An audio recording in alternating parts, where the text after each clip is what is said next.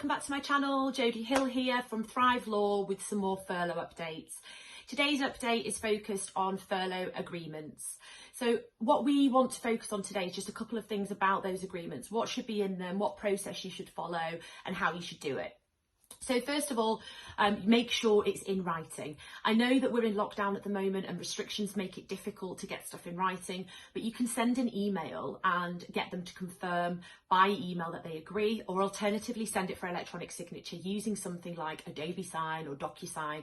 Really easy, cheap stuff to use, but actually it means you have a paper trail of exactly who it was sent to, when it was sent and who signed it.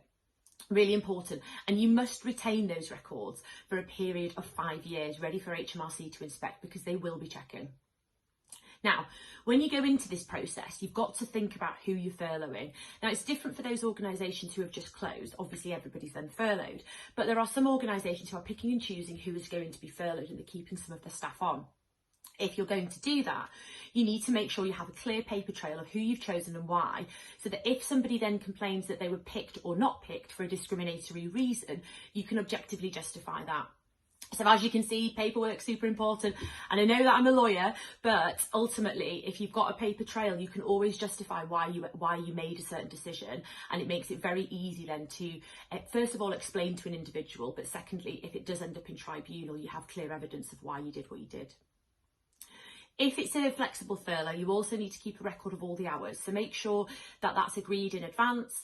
If that's going to change on a regular basis, make sure again that there's a paper trail of that, and then make sure that's agreed as well.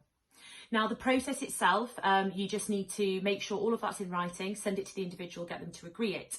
Don't just send it to them and put them on furlough. You need to make sure it's agreed, because ultimately what you're doing is varying their contract. You're telling them they can't work and they have a contractual right to work.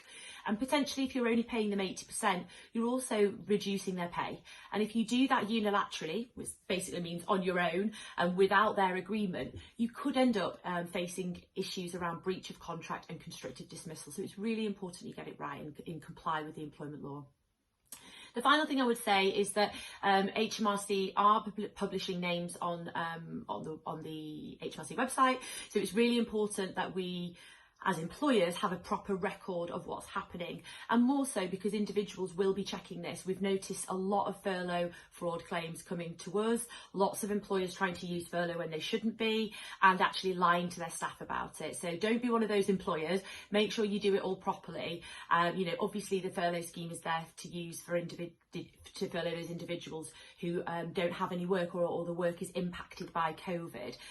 So just make sure that all of that's tied up in writing, and hopefully it means that you stay out of a tribunal and you have a happy workforce.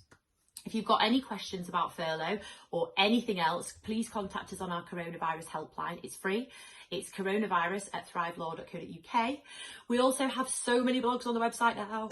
It's been a really busy week, but it's been really productive, and we've actually got some fantastic resources around all different areas of furlough in terms of pay, notice, and all sorts of stuff. So please check that out on the news page of our Thrive Law website.